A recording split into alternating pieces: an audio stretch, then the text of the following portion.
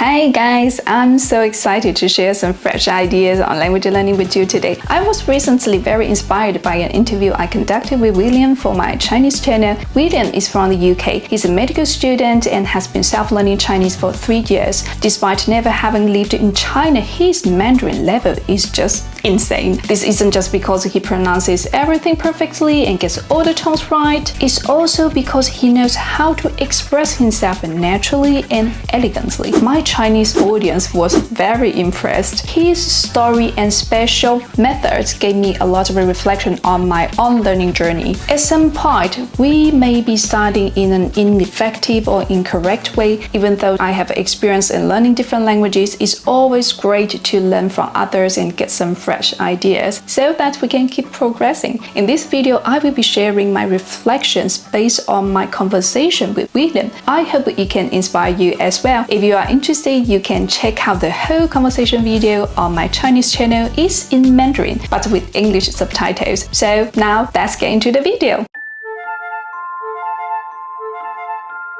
I told you that both me and my Chinese audience are very impressed by William's perfect pronunciation. It really seems like he grew up in China or lived there for a long time. Of course, I was very curious to know how he learned and practiced his pronunciation. First, he really focused on the basics of a pronunciation and imitation. 我刚开始的时候花了很多时间认真的学拼音。我也是跟着那种就是 YouTube 上是油管上的一些视频，也有很多老师会分享一下，就是你的这个舌头、你的牙齿、你的嘴唇的这个形状和位置应该是什么样的。然后就跟着这种视频练习之后，我就大概知道就是拼音的每个是，比如说声母啊、韵母啊该怎么发。刚开始的时候是通过就比如说2个字儿，就是听一遍，然后通过回音法。就是一个练发音的方式啊，就是听一遍，然后在脑子里边让它回音一遍，然后就发出来这样。所以一开始可能是2个字儿，然后到后面呢，我就开始模仿一个完整的句子，还有是当我在看那些电视剧的时候，或者是听播客的时候，我可能就是听一句话，然后再模仿一遍这样。但是我不会暂停，我就是模仿那些我觉得比较有意思，或者是可能还没有掌握的一些语调或者是节奏这种感觉。对。We can see all the effort he made for good pronunciation from the very beginning. Some people study for years but still make basic mistakes, myself included. That's because we didn't give enough attention to pronunciation at the beginning. We have to constantly review ourselves and fix the mistakes. One of the best methods he proposed is the echo method. This method basically means that when you hear a word or a sentence, don't rush to repeat it. Focus on listening and let it echo in your brain. Let the sound be absorbed by your brain, then speak it out loud. It's kind of like creating a sound memory in your brain. If you want to know more about this method, you can also check out the Tech Talk by Karen Cheng on YouTube. I will also put the link in the description box. Then it's important to have a native speaker correct you from the beginning. You can find a teacher, an online language partner, or a local in your area. Starting with a native will save you so much trouble in the future. It's easier to learn the right way than to undo all the mistakes you've embedded in yourself and correct them later. For example, there are certain words that I continue to mispronounce in English even though I know the correct pronunciation. I realized it's much harder for me to change what I have embedded into my brain years ago. If you can't find a native speaker to correct you, recording yourself and comparing your speech to native speaker audio can also be an effective way to improve. Look, since I shoot most of my videos in English, when I edit them, I really notice sentence by sentence and even the tiny pronunciation mistakes. Sometimes I compare them to native English YouTubers and I find out the problems with rhythm and tones. It really helps me to improve. And my native English speaker followers also give me a lot of advice. Thank you guys. If you have followed my channel from the very beginning, you must have noticed my changes in English. I'm still working on it. It's never too late, guys. If you can't find native speaker, record yourself and just review them often. Another thing I've learned from William is the importance of learning vocabulary from context, starting from Day 1. You might know the classic way to learn vocabulary, like a word in your native language followed by the translation in your target language. For example, apple in English, 苹果 in Mandarin. You will just repeat apple, 苹果, 苹果, apple. Maybe you will learn from some apps, or you might just try to memorize a list of high-frequency words. But from William's experience, he learned words from conversation. He didn't use any textbooks and take lessons. Instead, he learned by chatting with his Chinese friends and collecting some random and easy words from the beginning. Not only he focused on learning new words, he was also focused on sentence mining and learning entire expressions. This is very different from our classic approach. 一般我是就是学一些新的表达，而不是学新的什么生词啊。我觉得在语境中学生词是更好的，所以我可能把整个表达给抄下来，然后就是添加到 Anki 上面，或者是其他的这种根据记忆曲线来进行复习的软件也可以。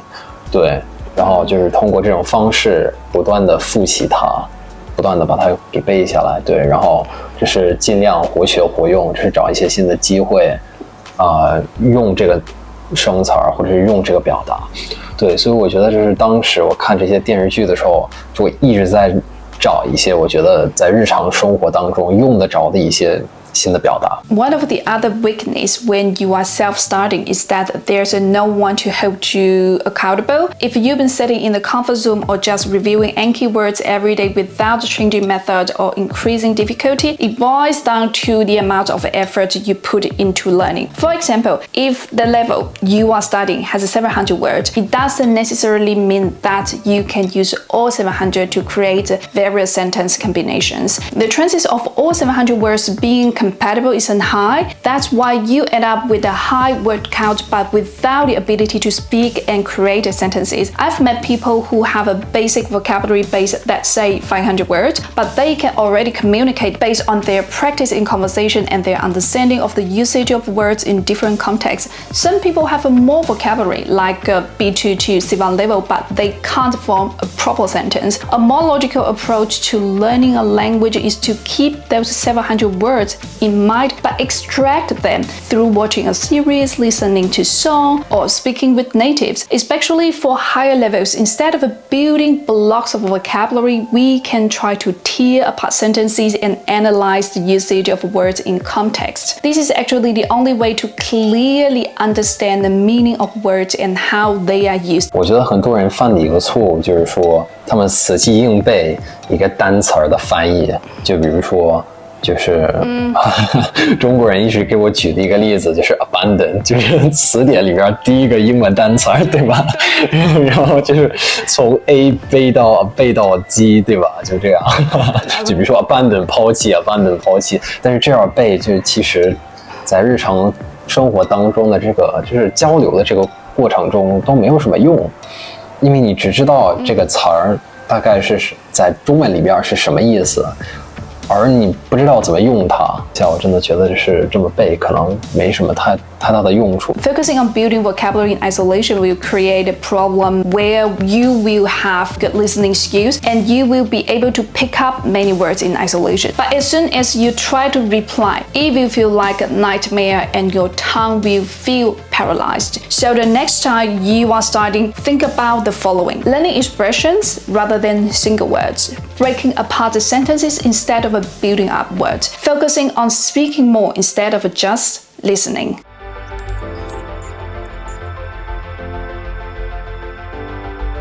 The next takeaway from William is his approach to building flashcards. While we all love finding a good set of flashcards to study, and there's nothing wrong with that, I realized that taking it to the next level by creating your own flashcards helps with retention more than starting a pre-made set. The process of creating a flashcard itself guarantees better retention because you are creating from context and experience. Since synonyms are part of language learning and one word could have several meanings depending on how it's used, simply learning words and meaning won't result in significant progress. This is how I would advise you to create a flashcard. You can can pick a short podcast or video, find a transcript, break them down, and create your own set, where you include new words within the context and sentences. This is a more focused study method. You could also watch a TV series. Let's say you watch 5 minutes of a series every day, and those 5 minutes are only dedicated to educational purpose, not entertainment. You can grab the subtitles and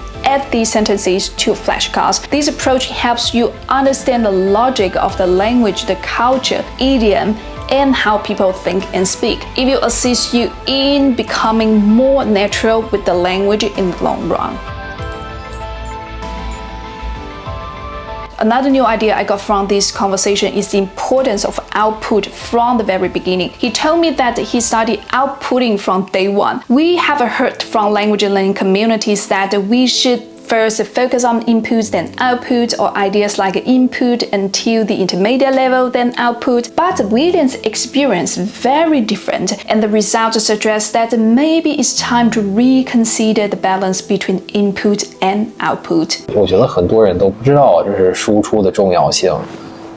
对，输出本身也是一种就是让你更深的，就是更容易的记下来东西的这种方式。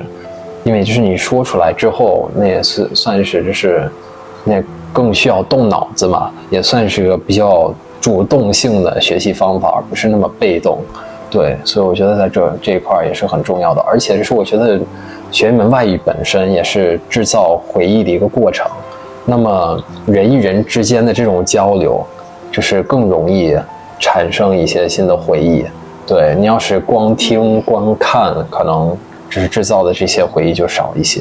What I've learned is that I try to visualize words and ideas in my brain. So when I think about output and input, I envision a loading bar that's feeding from both ends, and eventually they will meet at the center to represent the balance between input and output. Without a proper input, you can't have a meaningful output, and without output, the input is useless. So even if we focus more on input at the beginning level, which is natural, start balancing it with output as soon as possible. The earlier, the better, because both must be practiced at the same time. Even after all these years of studying languages and all the experience I've gathered, I still meet people that astonish me and motivate me. People that help me change the way I look at things and see things that were right under my nose. I still change and adapt, trying to find new methods every day, and I really like to share this journey with you. If you ever feel like you are hitting a plateau, it's time to review your methods and evolve. I hope this video was inspiring and helpful. If you like it, don't forget to like, share, and subscribe, and see you guys in the next one. Bye!